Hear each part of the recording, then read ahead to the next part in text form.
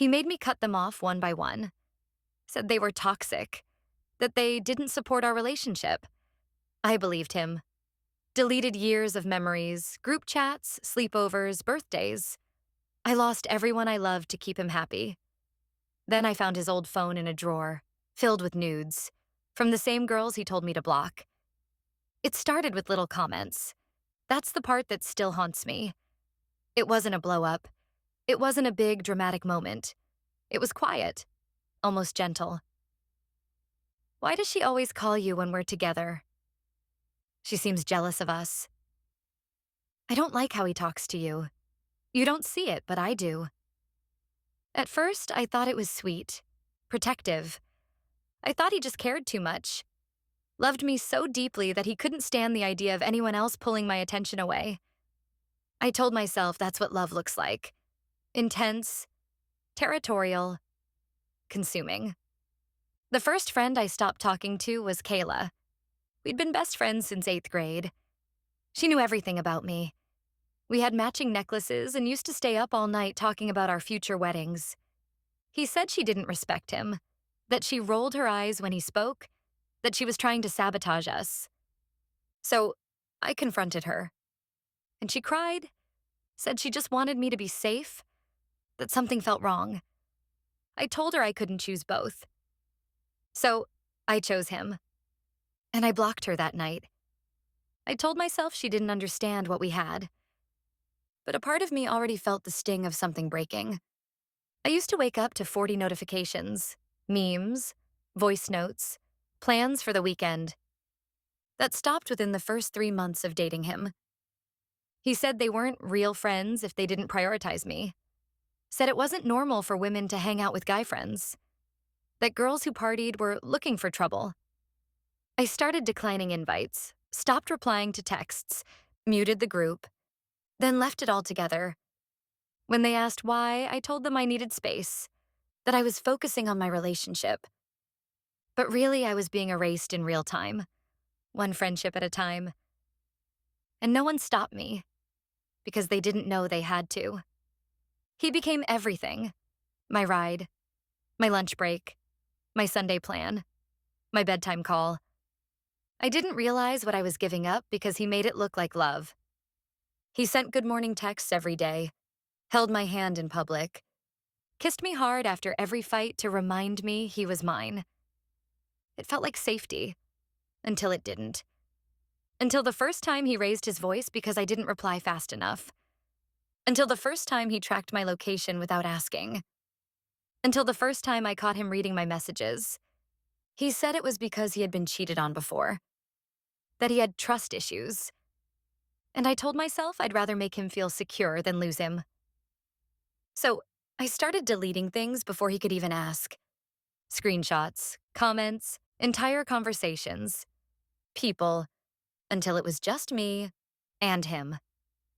6 months in, I borrowed his old phone to play music while mine was charging.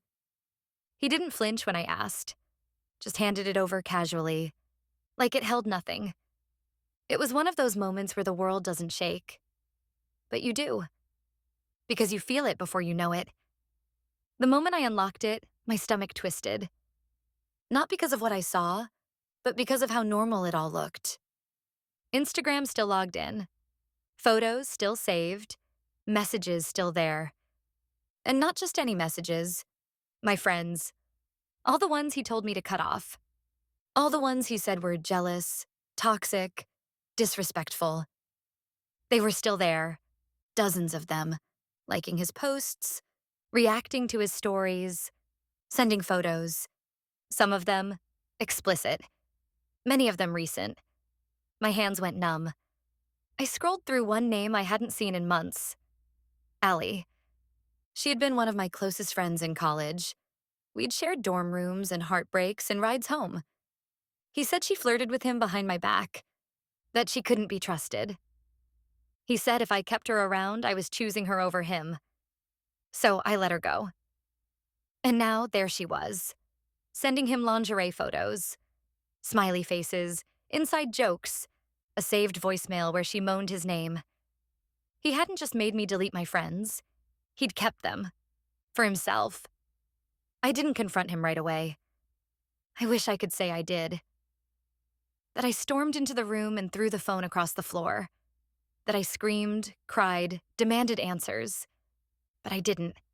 I just sat there, staring at the screen, hand trembling, because part of me still needed to believe there was a misunderstanding, that there was context, that it was a joke, a prank, a test, something, anything that wasn't what it looked like. Because if it was true, then I had given up everything for someone who was playing me the whole time. And I wasn't ready for that. So I backed out of the app, set the phone down, and smiled when he came back into the room. I smiled because I was afraid. Not of him hitting me, but of being alone. He had hollowed out my life so thoroughly, so efficiently, that I had nowhere else to go if I burned this down. He had made sure of that. 3 days later, I asked about one of the girls. Not accusingly, just curious.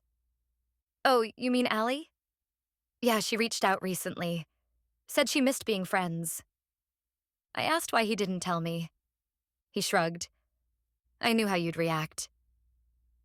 Just like that. My reaction was the problem. Not the message, not the secrecy, not the photo saved in his hidden album. Me. I pushed a little harder.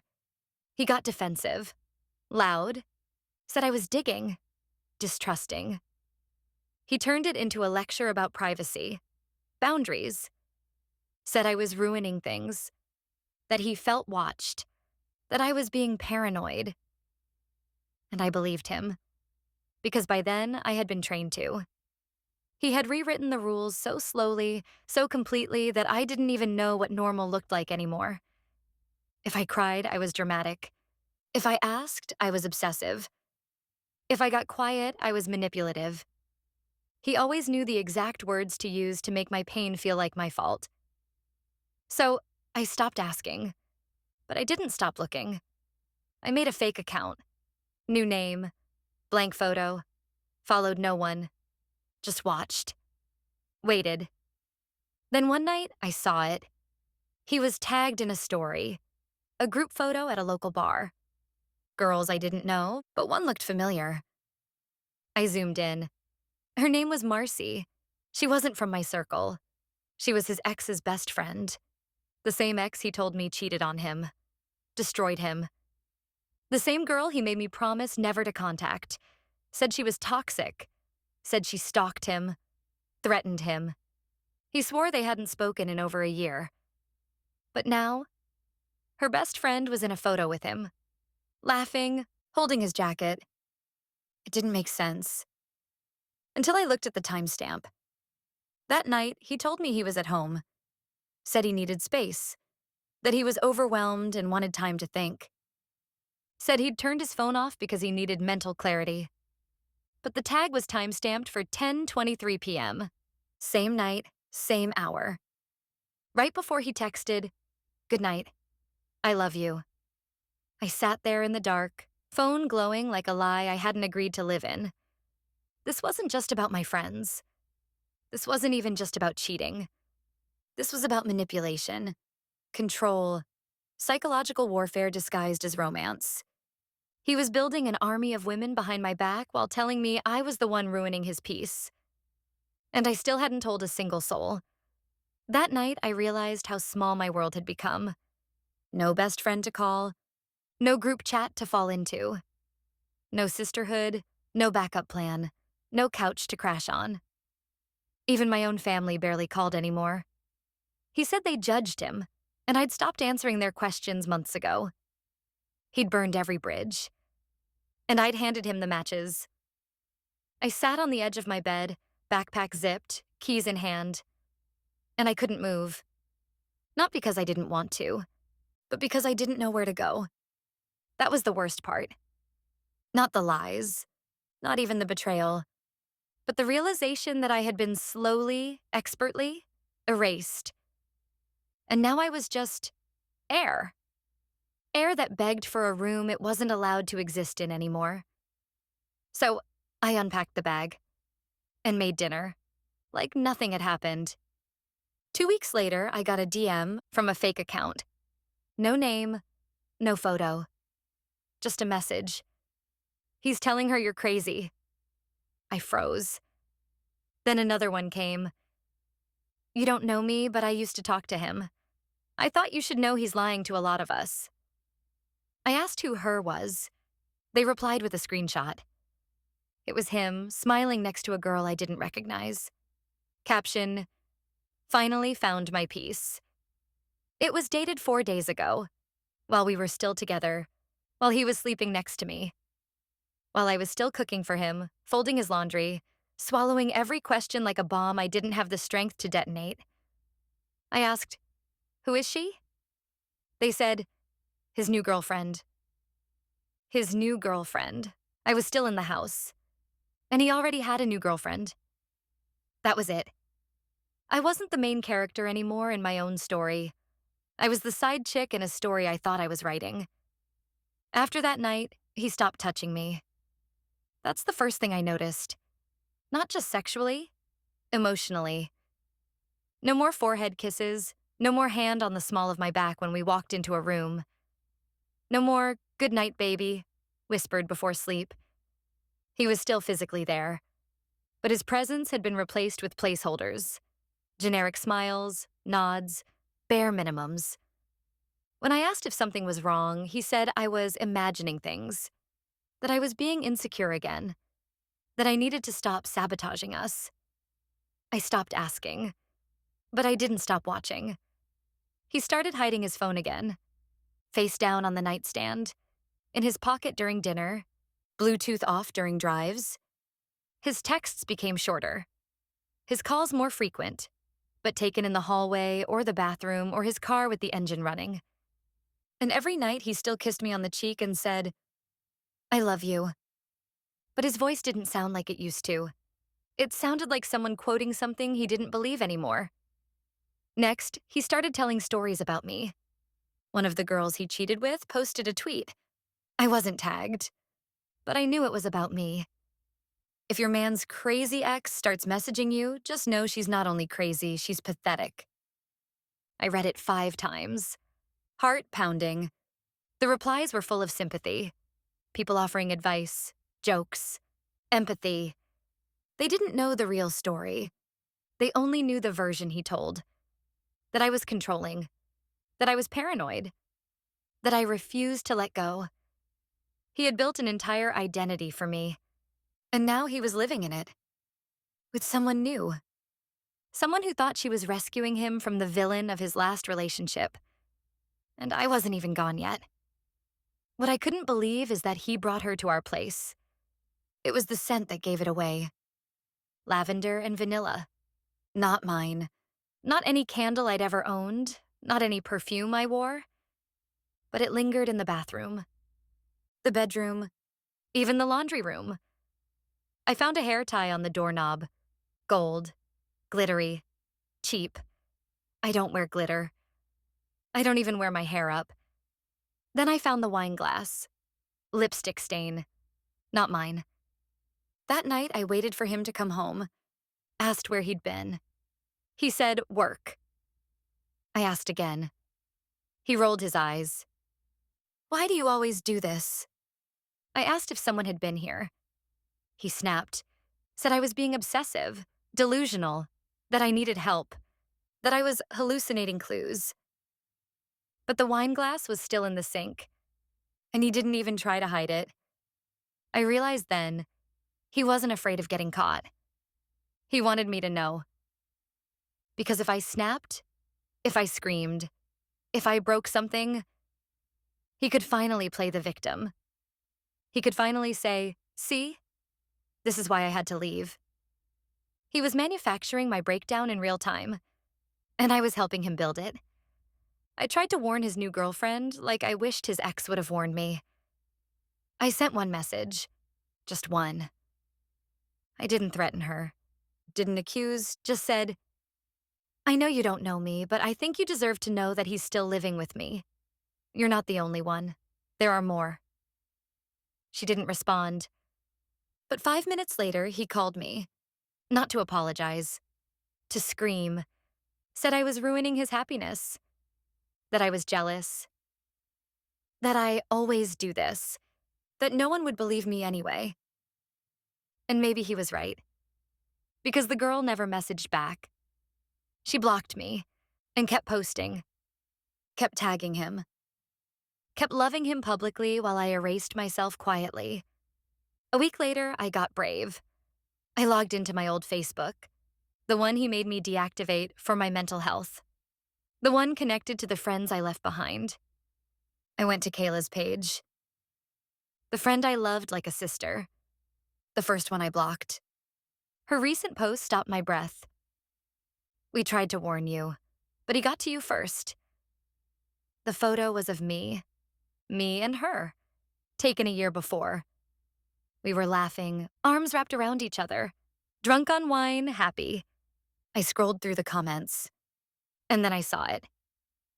He messaged all of us while he was with you, told us you were unstable, that you were dangerous, that you were sleeping around. We believed him, for a while. But then we saw the pattern. You weren't the first, and you won't be the last. My hands started shaking. They hadn't abandoned me. He'd poisoned them, one by one, lied to them, manipulated them, turned them against me. Before I even knew what was happening, he hadn't just isolated me. He'd orchestrated it, made sure I had nowhere to run, no one to trust. And then he waited, until the only arms left were his. I couldn't stop thinking about the comments on Kayla's post. The line that haunted me most was simple. You weren't the first, and you won't be the last. I needed to know what that meant. So I reached out to Kayla. I didn't expect her to reply. She did, within an hour. Can we talk?